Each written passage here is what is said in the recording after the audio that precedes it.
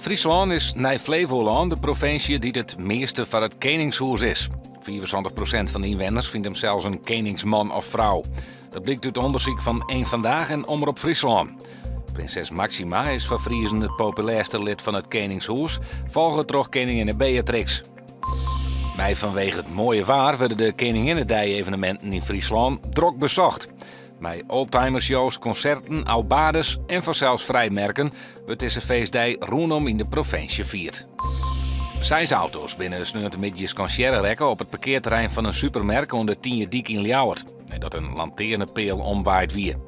De onderkant van de peel wie trorruske en door de hudde wien bejoegen het uiteindelijk. De skeer rent in de duizenden euro's. Jorwert krijgt definitief een moderne variant op een kleester.